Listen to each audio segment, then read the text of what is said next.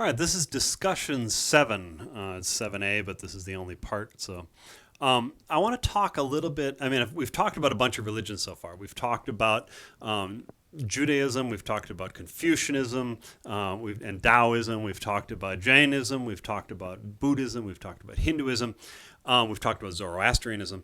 And I want to step back now and just sort of talk about religions in a larger sense, because historians, as I mentioned in a previous lecture, they don't really look at religions as which one is true about the universe and which one has the right message about God or whatever.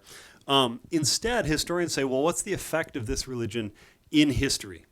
So how did this religion change history? Or if people believe this religion, what's the effect that it has on society and history? And so this is an interesting question, and it's a totally different way of looking at religion than most people are used to. I mean, today when you ask about Christianity, most people talk about, if you ask about religion in general, rather, most people talk about religion as a personal choice. This is my religion, and that's his religion. And we talk about freedom of religion. You should be free to believe whatever religion you want to believe, right? Or no religion, right? And in fact, but this idea that religion is just a personal choice that you're making based on your own morality or your own sense of how the universe works, that's a new idea. It's actually an idea that comes out of in the Protestant Reformation in Europe, which I'll talk about in a later course, World History 2, if you take it. In the Protestant Reformation, Europeans began to fight quite a bit over Christianity. There were different versions of Christianity, and they couldn't agree on which one was correct. Right? And this led to some really nasty wars. And ultimately, Europeans developed this different idea, this new idea, which was that religion is something that's a personal choice. Right?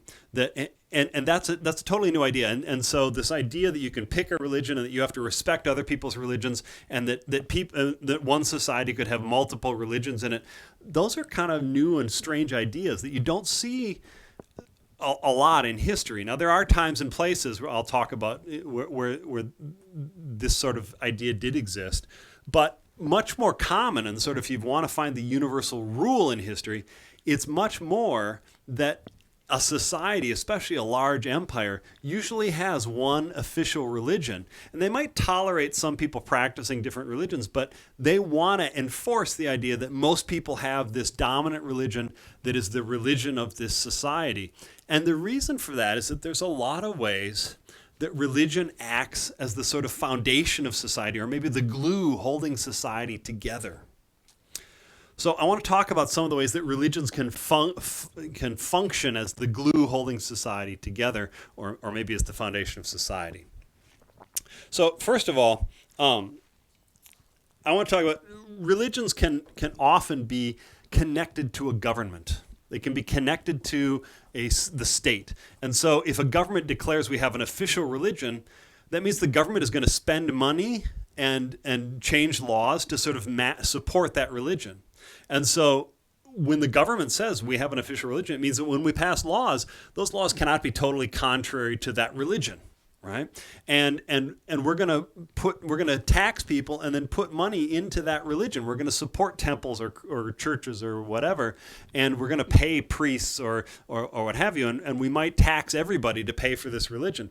So, but the reason they do that is that governments like having a single religion because it tends to get everybody in the society on the same page, and that creates a sort of a unity and a homogeneity. If everybody agrees on the religion, then they sort of agree on a common moral code, and then the government knows what people will accept, and they can get everybody to agree to the same morality. They can get everyone to accept the same laws as long as those laws are connected to that religion.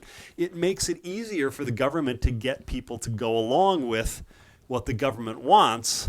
And I don't mean that in a sort of Machiavellian sense. I mean, it makes it easier for the government to get everybody cooperating together, right? Now, you'll often see when a government does embrace a religion, they'll put penalties on people who practice a different religion. And so in lots of societies, and we'll see this over and over again, you can practice a different religion, but maybe you have to pay extra taxes, or maybe you have certain rules that may put you at a disadvantage. You can't be certain professions, or you can't work for the government, or things like that. So in order to get ahead, you want to be the official religion. right? And it's possible the governments will even outlaw a different religion and say, we're going to kill you if you practice that religion because we don't want that religion at all, right? So there's two sides to an official religion. One can be very positive. The government supports the religion and pays for priests or whatever, and et cetera. But the other is that they often enforce people to practice this religion. And this varies from time and place. I'm not saying this is always how it goes. But it's a common theme in history that this is how religion functions, that governments pick a religion and they suppress other religions to various degrees. Okay. Second, often religions have a message of stability. Now, what's a message of stability? Well, anything that tends to tell people that they should accept the world exactly as it is and not try to change it and not get angry about it, that's a message of stability. Okay? So, any religion that says to people, God or the gods or whatever wants you to accept things as they are and work to maintain things the way they are, that's a message of stability. And so when Hinduism says the universe is a big intricate machine, everybody has to do their part so it doesn't get out of whack, that's saying we want to keep things exactly as they are. They're exactly how they're supposed to be. And when Confucianism says that everybody has to has these obediences, they're supposed to obey those people and then give orders to those people, and everybody should accept their position, that's a message of stability, right? And and so these messages of stability can be they can be about the social hierarchy. They might say, like Hinduism, this caste is here because they are more enlightened. Or it might be that, in a different religion, the God has favored these people, right? Think of the mandate of heaven in China that says that the emperor is the emperor because the gods picked him, right? So the religion can both tell people to accept that this is why the government is here because the gods wanted it, or it can tell people you have to accept your lot in life and don't try to change anything. Don't rebel. Don't try to change your class or anything because that's not what the religion wants you to do. So it can promote a certain sort of, it can tell people that the way the world is right now is the way it's supposed to be, right? A second form of stabilizing idea is that it can tell people that individually they're supposed to be fairly passive, right? Think of Taoism saying you're supposed to go with the Tao, or think of Buddhism saying you want to extinguish all desire. Well, that's basically ways of saying don't try to change things, right? On an individual level, don't even want to change things. And a third way it can do it is through enforcing an idea of morality, saying this is how you're supposed to behave, this is how you're supposed to act, and then that morality seems to be validated by the society. So if you're going to act morally, there's no way you can rebel against that society. So acting morally involves supporting the existing system, right? And so these are all ways that the religion can support an existing social structure, an existing government, an existing economy. All sorts of things can be justified this way through a religion. Another way that the religion really can become a social foundation is that many religions regulate sexuality. And by that, many religions will say, for instance, you shouldn't have sex if you're not married to somebody. So they want monogamy. They don't want people having sex with all sorts of different people. So they tell people that it's moral to do monogamy, that God wants you to do monogamy. And they tell you that you shouldn't have sex outside of marriage. And then they also might have rules about who can marry whom, right? In Hinduism, there's the caste system that people from one caste aren't supposed to marry people from another caste.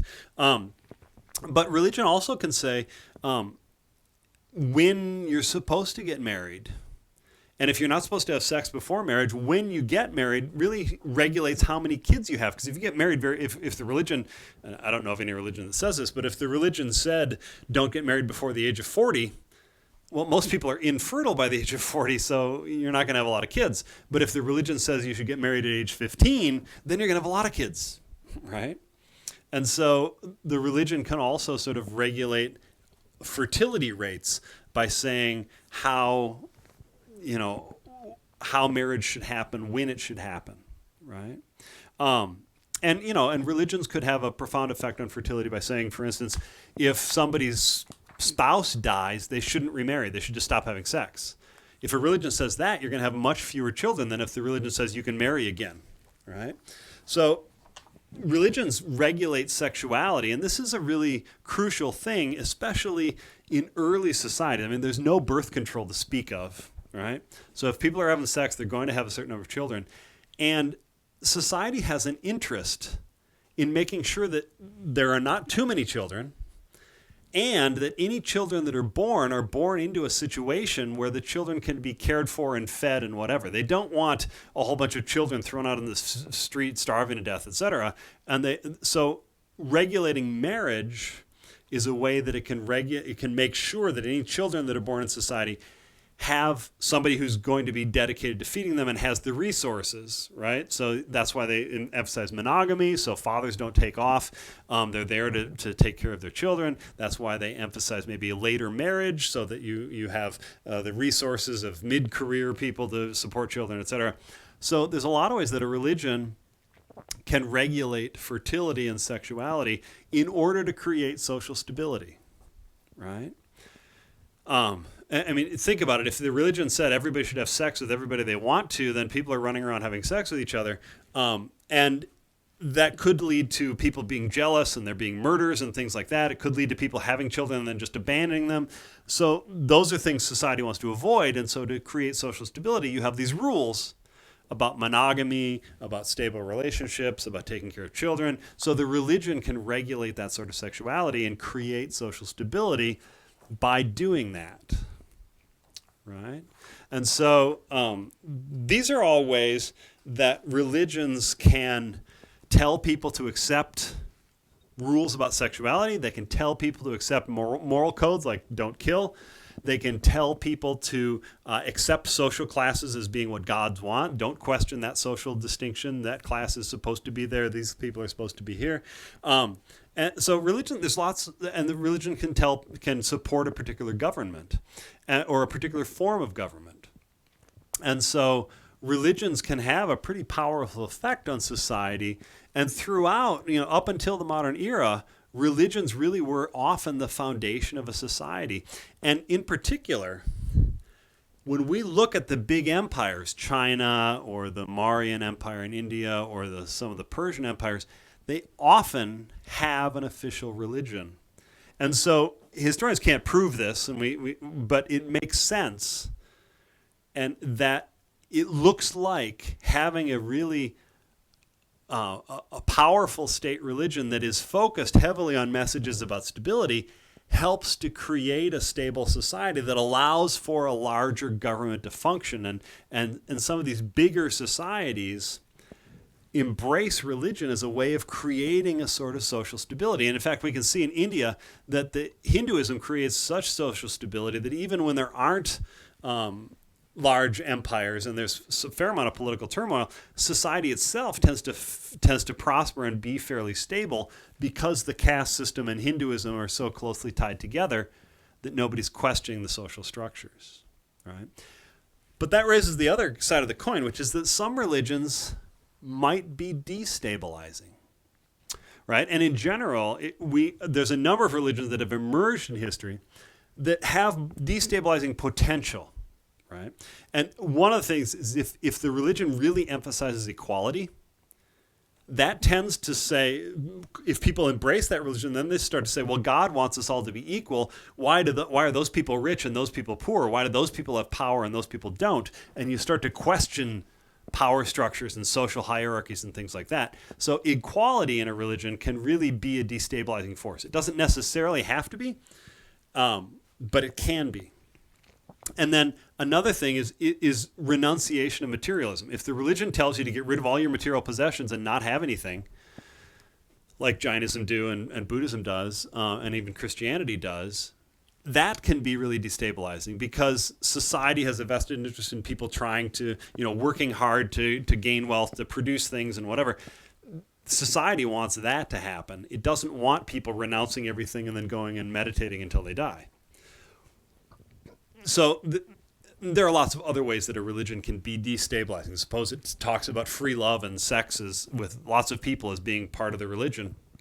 That can really destabilize the society because it undermines monogamous relationships, and it tends to destabilize parenting and families, et cetera, like that.